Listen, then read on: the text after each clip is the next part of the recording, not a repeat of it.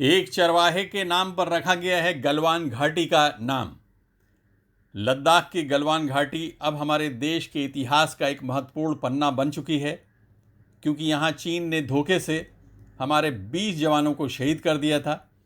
इस घटना के बाद भी यहाँ का माहौल और भी तनावपूर्ण है।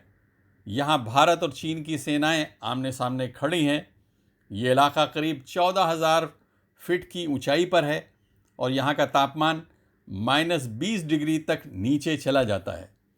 ये जगह अक्साई चीन इलाके में आती है, जिस पर चीन बीते 70 साल से अपनी नज़रें गड़ाए बैठा है। 1962 से लेकर 1975 तक भारत चीन के बीच जितने भी संघर्ष हुए, उनमें गलवान घाटी केंद्र में रही है। अब 45 साल बाद फिर से गलवान घाटी के हालात बेहद चिंताजनक बने हुए हैं। इस घाटी और यहाँ से निकलने वाली नदी को गलवान क्यों कहा जाता है, ये बहुत रोचक कहानी है। ये नाम अंग्रेज़ों ने लद्दाख के एक चरवाहे गुलाम रसूल गलवान से खुश होकर रखा था।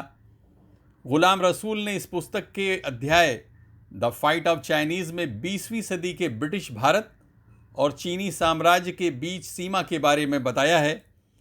1878 में जन्मे गुलाम रसूल सिर्फ 14 साल की उम्र में ही घर से निकल पड़े थे। उन्हें नई जगहों को तलाश करने का जुनून था और इसी जुनून ने उन्हें अंग्रेज़ों का पसंदीदा गाइड बना दिया। लद्दाख वाले इलाके अंग्रेज़ी हुकूमत को बहुत पसंद नहीं थे, इसलिए ये इलाके अछूते ही रहे। 1899 में उन्होंने लेह से ट्रैकिंग शुरू की थी और लद्दाख के आसपास कई नए इलाकों तक पहुँचे। इसमें गलवान घाटी और गलवान नदी भी शामिल थी। ये एक ऐतिहासिक घटना थी जब किसी नदी और घाटी का नाम एक चरवाहे के नाम पर रखा गया। अपनी गलवान पहचान के बारे में गुलाम रसूल ने किताब में माँ की सुनाई एक कहानी लिखी है, जिसमें बताया गया है कि उस समय कश्मीर की वादियों में हिंदू महाराजाओं का राज था। उनके पिता का नाम कर्रा गलवान था। कर्रा का मतलब होता है काला और गलवान का अर्थ है डाकू। कर्रा अपने कबीले का रखवाला था। वो सिर्फ अमीरों के घरों को लूटता था और पैसा गरीबों में बांट देता था। कुछ समय बाद उसे डोगरा राजा के सिपाहियों ने पकड़ लिया और मौत की सज़ा दे दी। इसके बाद गलवान कबीले के लोग लेह और बाल्टिस्तान चले गए। कई गलवान चीन के शिनजियांग प्रांत के यारकंद में जाकर बस गए। गुलाम रसूल ने अपनी यात्रा की पूरी कहानी और अनुभव को एक किताब की शक्ल दी है, जिसका नाम था सर्वेंट ऑफ साहिब्स। इस किताब की चर्चा इसलिए भी हुई थी क्योंकि गुलाम रसूल पढ़े लिखे नहीं थे। इसके बाद वो यूरोप से आने वाले खोजकर्ताओं के लिए सबसे विश्वसनीय सहायक बन गए।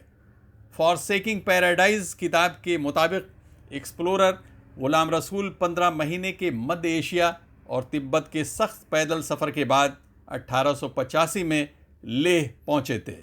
गुलाम बेहद कम उम्र में एडवेंचर ट्रेवलर कहे जाने वाले सर फ्रांसिस यंग हस्बैंड की कंपनी में शामिल हुए। सर फ्रांसिस ने तिब्बत के पठार, सेंट्रल एशिया के पामेर पहाड़ और रेगिस्तान की खोज की थी। गुलाम रसूल ने अपने अंग्रेज़ साहबों के साथ रहकर अंग्रेज़ी बोलना पढ़ना और कुछ हद तक लिखना भी सीख लिया था। इस तरह गुलाम रसूल की चीनी, अंग्रेज़ी और दूसरी भाषा पर पकड़ बननी शुरू हुई।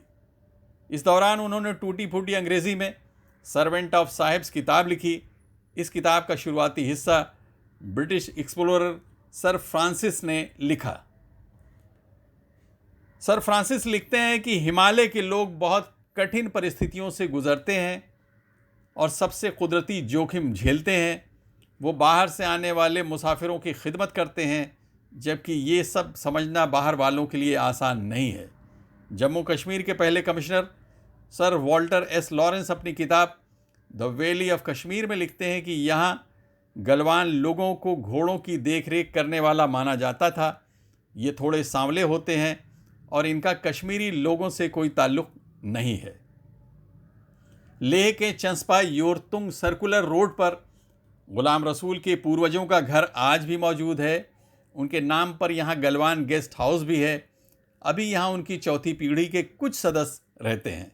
परिवार के लोग यहाँ आने वालों को गुलाम रसूल के किस्से सुनाते हैं। Abid Naqvi, press 9 news, Mumbai.